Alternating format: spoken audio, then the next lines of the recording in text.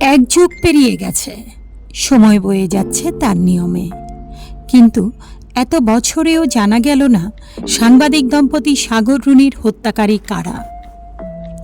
মামলা চলছে তার গতিতে, হচ্ছে সময়ক্ষেপণ। ১৩ বছর ধরে ঝুলে থাকা সাগর রুনি হত্যা মামলার তদন্ত শেষ করতে এবারও টাস্কফোর্সকে আরও ৬ মাস সময় দিয়েছে হাইকোর্ট।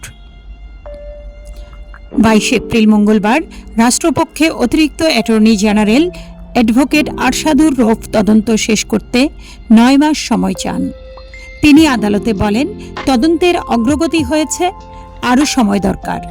৫ আগস্টে ডিবি অফিসে আগুন দেওয়া হয়, তখন অনেক রেকর্ড পুড়ে গেছে। আদালত শুনানি শেষে ৬ মাসের সময় দেন।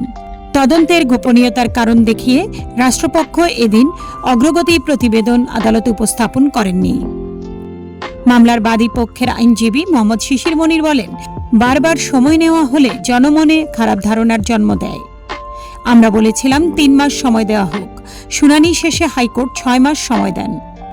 এদিকে টাস্কফোর্সের অধীনে মামলা তদন্তের দায়িত্বে থাকা পিবিআই একটি বিবৃতি দিয়েছে। সেখানে বলা হয়, কেউ কেউ ডিবির নথি পুড়ে যাওয়ার নিউজ করেছেন, তা সঠিক নয়। আগুনে পুড়ে যাওয়ার কথা বলা হয় নাই। Additional attorney general Arshadur Rauf বলেছেন, ডিবির অধিকাংশ অফিসার বদলি হওয়ায় পুরনো নথি ও ডকুমেন্টস খুঁজে পাওয়া সময় সাপেক্ষ।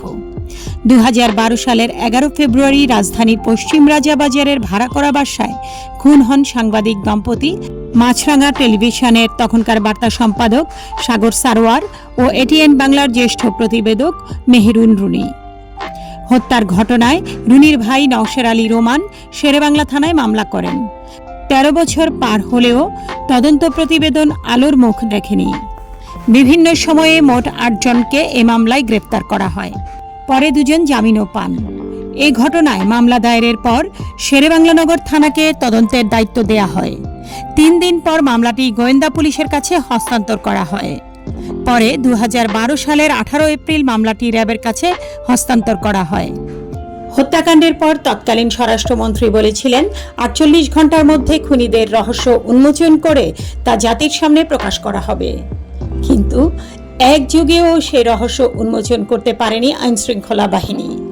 দায়িত্ব পেয়ে ডিএনএ সহ অন্যান্য বায়োমেট্রিক পরীক্ষার জন্য ঘটনাস্থল থেকে বটি, পরিধেয় কাপড় সহ বেশ কিছু বস্তু পরীক্ষার জন্য যুক্তরাষ্ট্রের ল্যাবেও পাঠায় র্যাব।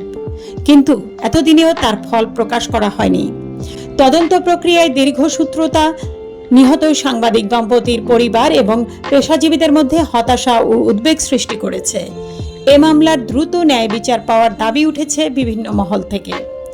গত বছরের ৩০ সেপ্টেম্বর মামলার তদন্তের দায়িত্ব থেকে র্যাবকে বাদ দেওয়া হয় এবং একই সঙ্গে উচ্চ ক্ষমতা সম্পন্ন টাস্কফোর্স গঠন করে এ তদন্ত কাজ সম্পন্ন করতে ৬ মাস সময় বেঁধে দেয় হাইকোর্ট।